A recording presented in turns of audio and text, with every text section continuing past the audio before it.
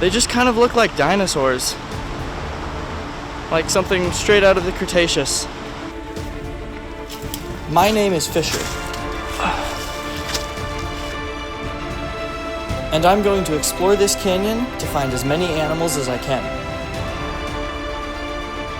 There are bats all around here right now. I'm seeing there's tons of bats. One almost took off my head just a minute ago.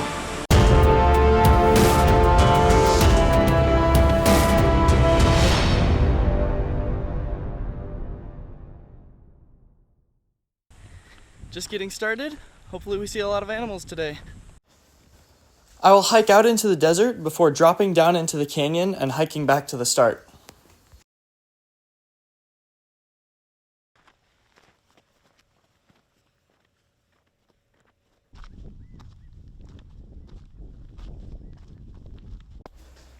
The first thing I find is a grasshopper, but catching it proves trickier than I expected.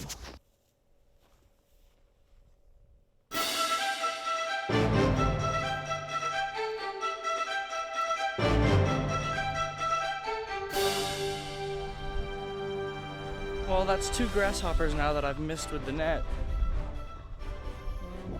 Yeah, I'm gonna go this way. It's 2 grasshoppers that I've missed with the net, so apparently it's a little harder than it looks.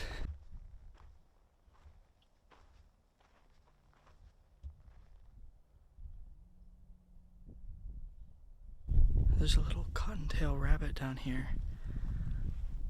And cottontail rabbits are pretty cool, but they're one of the most disease-infested animals you're ever gonna find. Do not ever touch a dead cottontail rabbit. They're full of so many diseases. It's really amazing, but they sure are cute and fun to watch in the wild.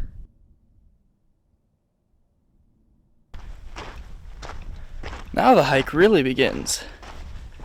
Starting to get into a canyon.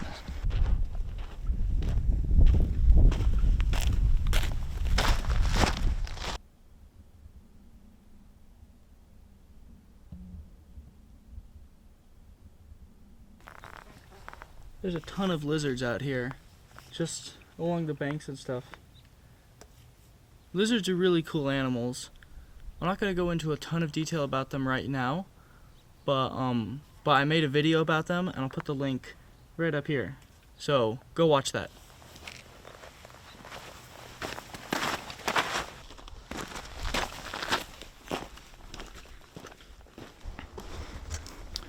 I just heard something big in these bushes over here. Couldn't spot it. That's one of the best ways to find wildlife when you're out hiking. Is just keep your mouth shut and your ears open as you're walking along. Then whenever you hear anything out of the ordinary, especially rustles in the undergrowth, that probably means that it's an animal. Keep your eyes open too. Sometimes you'll see the movement and you won't hear the noise.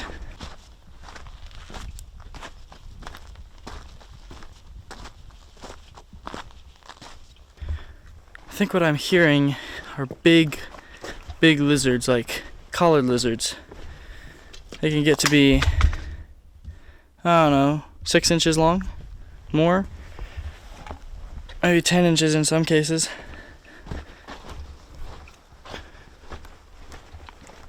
But I just saw one, just barely, didn't have time to get the camera focused on him. Anyways, they're out here, for sure. That was cool. Walking along and I scared up a jackrabbit. I didn't have time to get the camera pointed at him, and they're so fast in this environment, I have no hope at keeping up. Jackrabbits are different from the cottontail rabbit that we saw earlier, in that they're bigger, they have much bigger ears. They actually use those ears kind of like their own personal air conditioning system to cool off. But they're nocturnal. And they spend most of their day just in shady spots under bushes and stuff. But yeah, there you go, one more animal.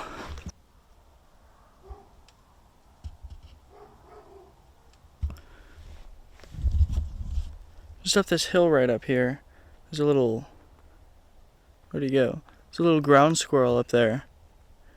Ground squirrels are pretty cool. Right now he's going to be out and about. Oh, there he goes, there he goes. He's going to be out and about foraging for nuts, seeds, anything he can eat. Gotta eat lots. And he's going to be having to watch out for predators like rattlesnakes and coyotes. Just up behind me here, there's some quail. Quail are pretty cool because they're, apart from the roadrunner, they're the only other bird that spends most of its time on land around here. They have the really cool crest, like right on their head here. I'm not actually sure what that's for. If you know, leave a comment below and let me know why they have that crest on their head. As I get further into the canyon, the terrain gets more rugged.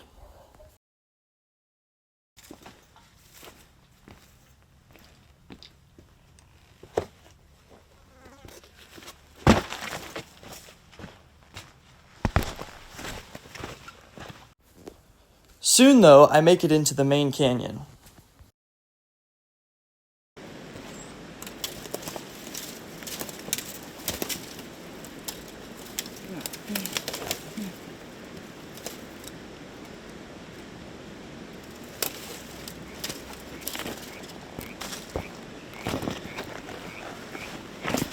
Oh, come here.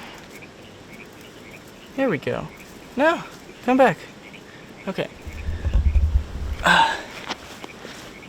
I got here. I might have here a little toad. Now, toad might not be something that you expect to see in the desert. But there he is. I don't know what kind of toad he is, but he's a cute little fella. Come here. Oh, don't jump away like that. You're gonna hurt yourself.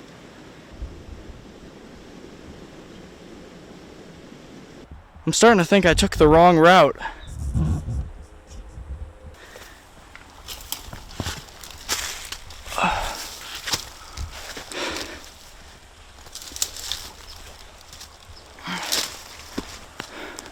That's some proper bushwhacking, that is.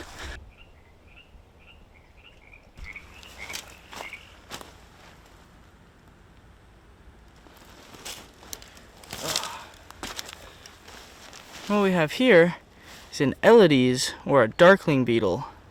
What they'll do, and you can see them doing it right now, is when they feel threatened, they do a headstand.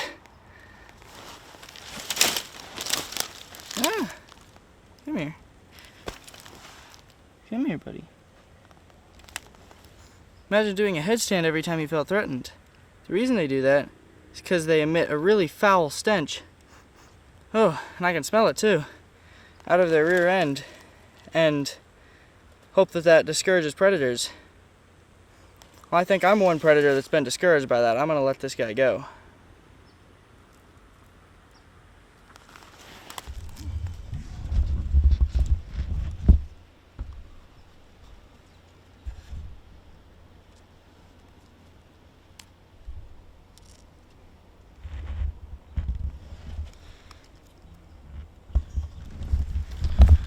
There you go. Darkling beetle. Whew! Now right under this bridge I'm about to pass under is where a ton of bats live. And we might be too late to see them come out, but if we're lucky we'll see some. Oh man. There are bats all around here right now. I'm seeing there's tons of bats. One almost took off my head just a minute ago. Flew right past my ear. Wow, there's a ton of bats. I'm gonna turn on the infrared and see if I can't show you guys.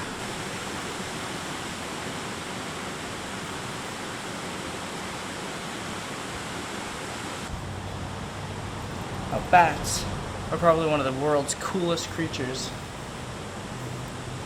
And they're the only mammal that can truly fly.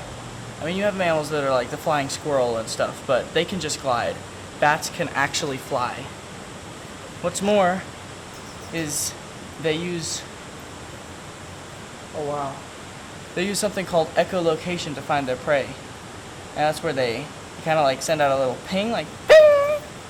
And it's these super high-pitched squeaks you can hear. Actually, you can't hear it. Their echolocation is too high for humans to hear. But they send it out and it bounces off stuff and comes back and they hear it and they get kind of a map of their surroundings. Despite this, and contrary to popular belief, they actually can see, and some bats, especially like fruit bats, have really good vision because they spend most of their time looking for fruit and not insects.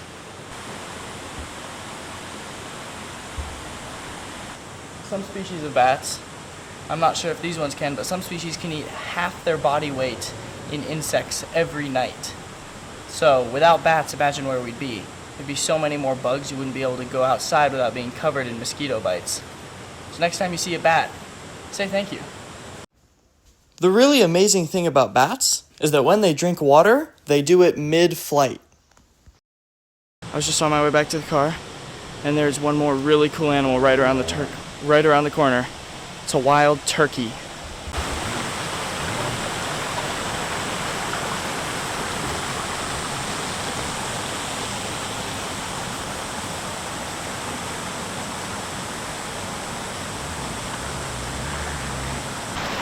Wild turkeys are pretty cool. They're the third largest bird in North America by weight, and, believe it or not, they actually can fly.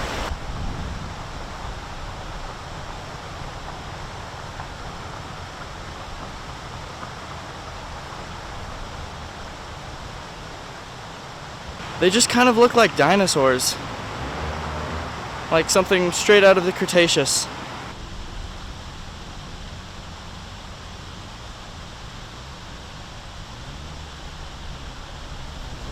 But these animals may not be here for much longer.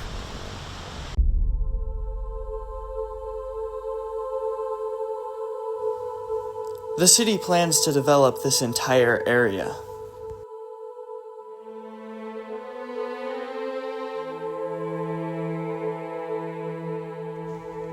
As of right now, they have already begun.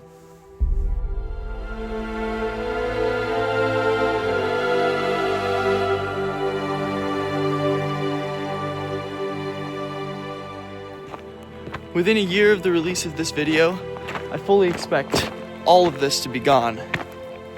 It'll be replaced with houses and streets. The wildlife that call this area home will have either moved on or been exterminated.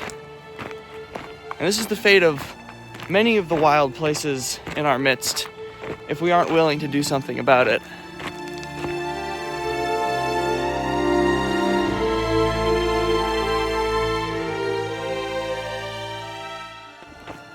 It's up to us to say, I want these places to still be around for my kids.